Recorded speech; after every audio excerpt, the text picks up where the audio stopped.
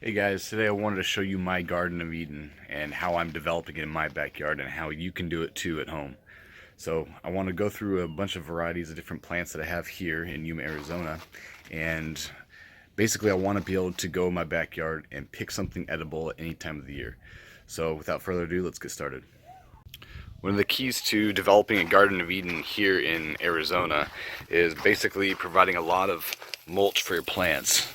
And so there's a bunch of projects out there that have basically shown that you can do a lot for your plants just by adding a bunch of mulch in there. And that's about a foot deep of mulch right there. But that's going to lower the temperatures of the soil. It's going to provide consistent moisture for the plants, and it's also going to break down and provide food for the plants later on. So the varieties that I chose here are going to have low chill hours, and they're also going to be tropicals and things like that that'll grow throughout the year. We don't get many frosts, so that works out for us. This right here is the Barbados cherry, and I also have a panache fig right here. You can see a little fig starting to grow on that. And then also I have another fig variety here. It's like a berry jam flavor. It was labeled a black mission, but it most certainly is not. I'll show a picture of that, the fig type up there that I got off this already. But here I have a Valencia Pride mango. You can see it's underneath shade cover, as it will be for probably the first 2 years. This is in year number 1 here. And here's a Manila mango.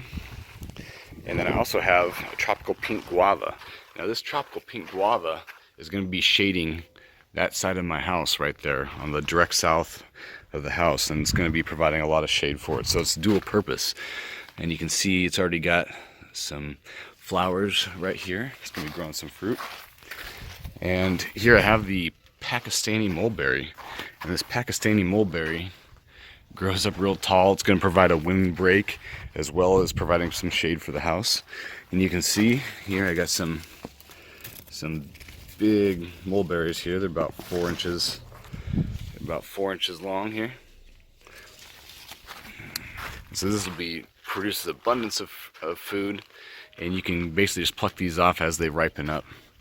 And you can see got a small one right here. So, and oh, there's one down there caught on the shade structure. So these fruits, they taste almost like an artificial grape flavor. They're actually pretty amazing. So I'll have to eat those here. That right there is another mango. That's a coconut cream mango. It's a select variety. I also have a strawberry guava right here. You can see that wind break right there. Once that strawberry guava grows up a little bit, it's going to provide that wind break. And here's the moringa. And with the moringa, these flowers are edible. I did a video on this already. These flowers are edible. The leaves are edible. So, there's some more edible varieties right there that I can consume right now. So, this moringa, this tree was actually on the other side of my property, and I had just cut it off right at the base, and I stuck it in the ground about 1.5 feet, and then now you can see it's rooting out and growing just fine. So a pretty durable plant there, easy to propagate, and a lot of different edible or consumable properties about this. And as soon as it makes seed pods, those are edible too. So over here, I got basically a lot of my stone fruits. I also got a pineapple guava down there. But the space right here, I'm basically going to be putting a banana in later on. But I want to get some other things established first. Here's the Katy apricot right here. And we're in just about year 2 of these, so I really don't have a lot of fruit on them. Here's the desert gold peach. And this one actually does have little fruits on it. You can see they're starting to grow. That right there is a sweet treat blueberry. Doing fine back there. A spicy Natal Plum. And you see my predators climbing around up here searching for aphids. It's pretty cool. I got a burgundy plum back there. I got a Santa Rosa plum right here. I have a Lee jujube on this side. It does well in hot weather. You can see it flowering. It's about to put out fruits. And the sugarcane jujube. And so both those are hot weather. I got this is a Fuyu persimmon, And this persimmon, I'm going to be planting a tamarind back here, and that tamarind is going to grow up and it's going to occupy the space here and provide some sun protection as well as some wind protection for everything. And on this back wall, I have a bunch of citrus planted along here, and those are going to be my main overstory, which is basically going to be occupying a big segment of the wall up there once everything grows up tall. And you can see these have only been in for 2 years and they got some decent size on them. This is a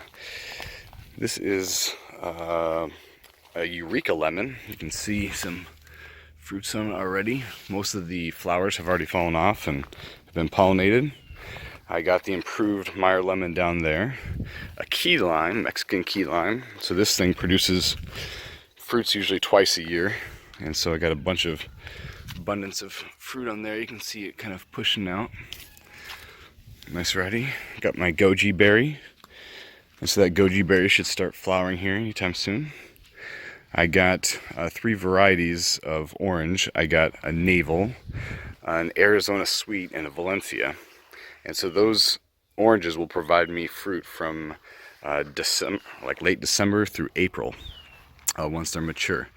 Another Goji Berry there. Here I got a Guamuchil, it's kind of pronounced that way, but basically these guys will plump up, and inside they have kind of like a coconut core or a coconut texture, but they sweeten up and kind of have like a floral, sweet, gentle sweet taste to them.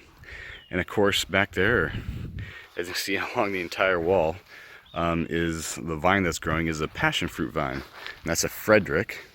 And that Frederick passion fruit vine is going to be providing, take some of that radiating heat off of the wall and provide some good shade for everything down below. I also have a Barris lime here, a Navajo blackberry, a Persian lime, and a loquat. This is a copper tone loquat, but I will be grafting some different varieties onto this as well. And then here I have a kumquat. You can see down here little kumquats all over this. And so then once these turn like a dark orange color, like this, they're ready to eat. So this you basically just eat whole and just chew it up kind of like a grape. And so they're edible. All right, back there I have a Thompson Seedless grape. It's going to be climbing up here and competing with the passion fruit vine. And then here's my medjool date palm. So that date palm, you can see these dates growing here already in year 2. Pretty amazing. And so this will get 100, 150 feet tall. But it's going to provide a lot of nice shade here, especially in the summertime. Back here I have flame seedless grape, and you can see this guy's already putting on grapes and should be ready soon. And I got another improved Meyer Lemon. This one's a dwarf variety. A Fuji apple, and so this Fuji apple has been in the ground for 2 years. We'll see how it does. I got this is another fig. There you go. New figs growing on it. And this is supposed to be a Janus Seedless, and it looks pretty good so far. Looks like it's holding in there. Here's an Ein Shimmer.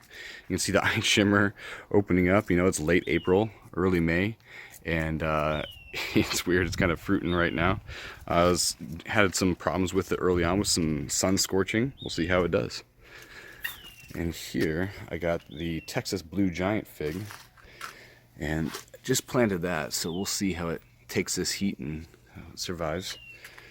And then here I got the Golden Dorset. So you can see all those flowers it's putting on there. It's just been kind of pushing out flowers gradually here. But as you can see, it pushed out flowers early. We had a warm winter, and of course we got fruit set. So there's a bunch of apples on it already. So we'll see how that turns out. And of course, I said we have the moringa. This is where I cut it down from, and it's kind of grown through this apple tree. Let me show you the stump where I cut it down at. Right there, that's the stump. So it just kind of pushes through, and it kind of provides a little supplemental shade, but I can let this grow, cut it down, and plant another one wherever I want it. All right, so now let's go to the front yard. Alright, with my front yard landscape, I wanted it to have two requirements. Basically, the first one was low maintenance and low water usage. And so I picked a bunch of desert varieties that I'll be showing you one by one that basically fit that mold. Alright, these varieties here, I got that one and that one and that one right there. And these are Natal Plum. And so these Natal Plums will produce about, like a little golf ball size plum on them. And they will provide fruit. And when these grow up, these will basically cover this entire area here, provide shade for the house, as well as they have thorns on them, and they will provide a little bit of security and protection. So, I accompany that with these yellow bells here for beauty, and also to bring in pollinators. And here we have our Palo Verde, and the Palo Verde produces edible seed pods. So we should be getting some flowers soon, and then have some seed pods to go along with it. This is the Peruvian apple cactus, and I have a video out on this. You can see it's growing out another little arm right here. And so the Peruvian apple cactus produces little fruits in the November-December time when there's not a lot of fruits available. Here I have the wonderful pomegranate, no desert landscape, should be without. And over here we have the Anca. That's the Anca pomegranate, and this is a Dave Wilson nursery variety here. And so that's, it's sandwiched in between the two wonderfuls. Hopefully get a little more shade, but this is basically has edible seeds, and it should be delicious. And there is a heavy producer of these pads, and this is the Indian fig nopales, and you can see it has no real big stickers on it. It has basically still has small hair-like stickers on the pads, but for the most part it's spineless. And when these sprout out new pads, you basically take them when they're young, and they basically taste kind of like green beans, and you cook them down. I'll be doing a video on how to prepare those, and they're a very good nutritional source and readily available in the early spring, summertime. And over here I have a prickly pear cactus, and this prickly pear cactus here is the purple, so it provides a little bit of beauty on the pad, but then once it produces fruit on top, you can eat the fruits. So it's good. Here I got some pollinators right here to bring in those beneficial insects. And so this is a fairy duster here, and this is a silverleaf, purple silverleaf. And then over there I have my Ironwood, and so the Ironwood produces edible bean pods just like the Palo Verde. So anyways, that was my front yard landscape, and so between those two I should have fruit or some type of edible year round, as well as our medicinals like the aloe vera. Hey everyone, one thing I wanted to add here is that the importance of an annual garden. Now the annual garden we're going to be having here, takes up, a decent amount here in the backyard. But this thing is going to be a heavy producer of annual vegetables that you'll basically grow each season. And they should be about 90-day crops for everything. So here in Yuma, Arizona, you can grow basically something year-round from summer to winter, fall, and spring. So basically I can have a year-round garden. So that'll, between the fruits, the perennials, and the annuals, I should have something to eat year-round. So anyways, if you guys have any questions about my outdoor garden space here, whether it be in the backyard here or in the front yard, why I have shading, why I picked the varieties I picked, or what varieties would be good for you, just go ahead and post a comment down below in the comments section, and I'll answer that real quick. Remember to like and subscribe, helps me out, and I'll catch you guys next time.